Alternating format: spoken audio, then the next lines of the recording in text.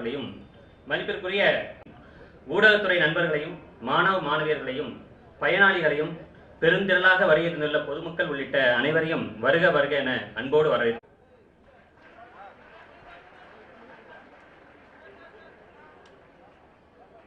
நங்கவள்ளி அரசு மகளிர் மேல்நிலைப்பள்ளி 11ஆம் வகுப்பு மாணவி கஜா.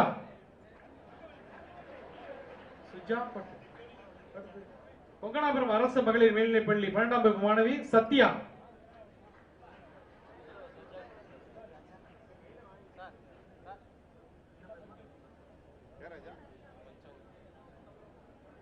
கொங்கனாபுரம் அடுத்து நதியா. கொங்கனாபுரம் அரசு மகளிர் பள்ளி மாணவி நதியா. எடப்பாடி அரசு மகளிர் மேல்நிலைப்பள்ளி மாணவி கலைச்செல்வி. அடுத்து எடப்பாடி அரசு மகளிர் மேல்நிலைப்பள்ளி மாணவி ஆர் மாலதி. அடுத்து எடப்பாடி அரசு ஆண்கள் மேல்நிலைப்பள்ளி மாணவன் அபினேஷ்.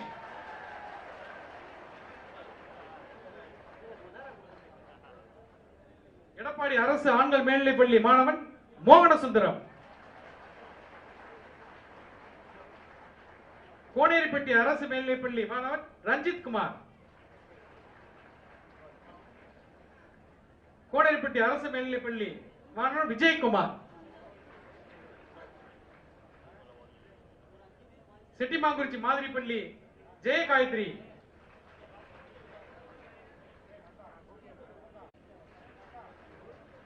செட்டிமாங்குறிச்சி அரசு மேல்நிலைப்பள்ளி மாணவன் தினேஷ்குமார்.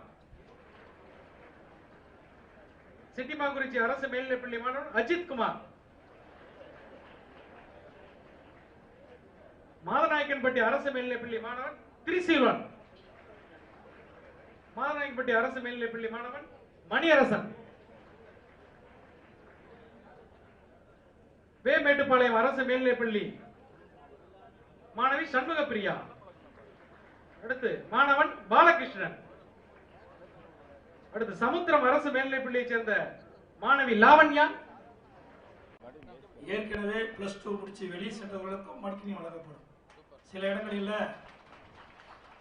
தங்களுக்கு வழங்கப்படாது என்ற ஒரு தவறான எண்ணம் வந்திருக்குது.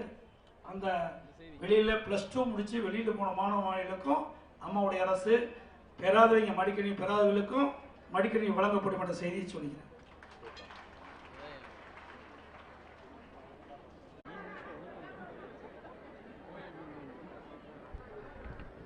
வேற போய் அங்கே நின்றுக்கிட்டான்.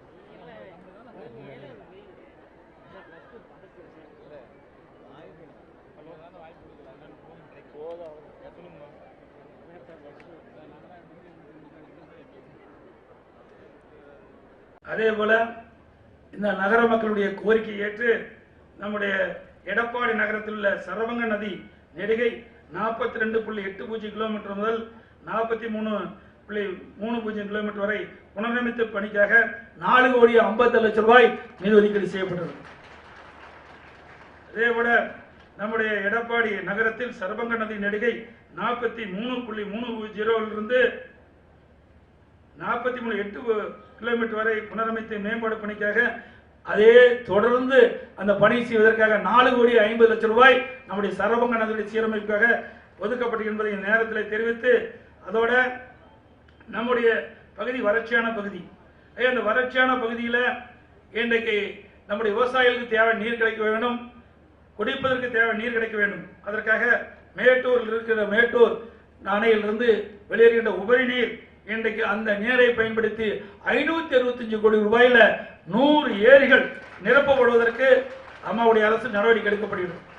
இதுல மேட்டூர் சட்டமன்ற தொகுதி, ஓமலூர் சட்டமன்ற தொகுதி, சங்ககிரி சட்டமன்ற தொகுதி, நம்முடைய எடப்பாடி சட்டமன்ற தொகுதி, 4 சட்டமன்ற தொகுதியில் உள்ள 100 ஏரிகள் நிரப்பப்படும் என்ற மகிழ்ச்சியான செய்தியை தெரிவிக்க விரும்பினேன். ஒரு மிகப்பெரிய திட்டம். இன்றைக்கு பருவக்காலங்களில் பெய்கின்ற மழை நீர் இன்றைக்கு வீணாக போய் கடலில் கலக்கின்றது. அப்படி வீணாக போகின்ற கடல் நீரை அதை நம்முடைய பகுதிக்கு திருப்பிவிட்டு லிப்டிகேஷன் மூலமாக நீரேற்றின் மூலமாக 565 கோடி ரூபாயில இந்த திட்டம் மேற்கொள்ளப்படுகின்றன. இந்த திட்டம் மேற்கொள்கின்ற பொழுது 4 தொகுதி இருக்கின்ற ஏரிகள் குளங்கள் இன்றைக்கு 100 ஏரியின் மூலமாக நிரப்பப்பட்டு நிலத்தடி நீர் செறிவூட்டப்பட்டு நம்முடைய விவசாயிகளுக்கு தேவையான நீர் கிடைப்பும் குடிப்பதற்கு தேவையான நீடு கிடைக்கக்கூடிய சூழ்நிலையை அம்மாவுடைய அரசு உருவாக்கி தந்திருக்கின்ற மகிழ்ச்சியான செய்தி தெரிவிக்கிறேன். நான் ஒரு விவசாயி இருக்கின்ற காரணத்திலே மிகப்பெரிய திட்டத்தை நம்முடைய பகுதிக்கு தந்திருக்கிறேன் என்பதை நேரத்தில் மகிழ்ச்சியோடு தெரிவிக்கின்றேன். இந்த திட்டம் விரைவிலே துவங்க இருக்கின்ற மகிழ்ச்சியான செய்தியை தெரிவித்து, அது மட்டுமல்ல, நல்ல சாலை வசதிகளை செய்து கொடுப்பது நம்முடைய தலையாய கடமையாக கருதி இன்றைக்கு கூட தாரமங்கலத்தில் புறவழிச்சாலையை திறந்து வைத்திருக்கின்றோம். அதே போல நம்முடைய திருச்செங்கோடு, சங்ககிரி, கொங்கனாபுரம், தாரமங்கலம், ஓமலூர் வரை அந்த சாலையை 4 வழிச்சாலையாக விரிவுபடுத்துவதற்கு அம்மாவுடைய அரசு நடவடிக்கை எடுக்கிறது. அதே போல ஓமலூர் இருந்து மேச்சேரி வரை சாலை விரிவாக்கம் செய்யப்படும்.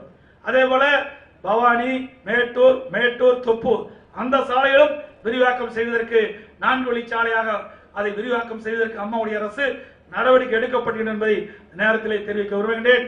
அதே போல சேலத்தில் இருந்து இன்றைக்கு நம்முடைய திருப்பத்தூர் வரை அந்த சாலையும் இன்றைக்கு விரிவுபடுத்துவதற்கு நம்முடைய அரசு நடவடிக்கை எடுக்கப்பட்டது என்பதை மகிழ்ச்சியோடு நேரத்திலே தெரிவிக்க விரும்புகின்றேன். ஆகவே என்னென்ன வசதி கேட்டீங்களோ எல்லாமே செஞ்சாச்சு. இன்றைக்கு கவர்னம்பட்டியிலிருந்து நம்முடைய பள்ளிக்கு வருவதற்கும் மற்ற தொழிலாளர்கள் வேலைக்கு செல்வதற்கும் பொதுமக்கள் செல்வதற்கும் ஒரு பாலம் வேண்டிங்க, அதையும் கட்டி திறந்தாச்சு. அவே இன்னைக்கு என்னென்ன கோரிக்கைகள் கேட்டீங்களோ அத்தனை நிறைவேற்றப்பட்டு விட்டது. அதே போல கூட்டுக்குடி திட்டம் வேணும்னு கேட்டீங்க. புரட்சி தலைவர் அம்மா இருக்கின்ற பொழுது அங்கே மேச்சேரி, நங்கவெளி கூட்டுக்குடி திட்டம் வேண்டும் என்று கேட்டீர்கள்.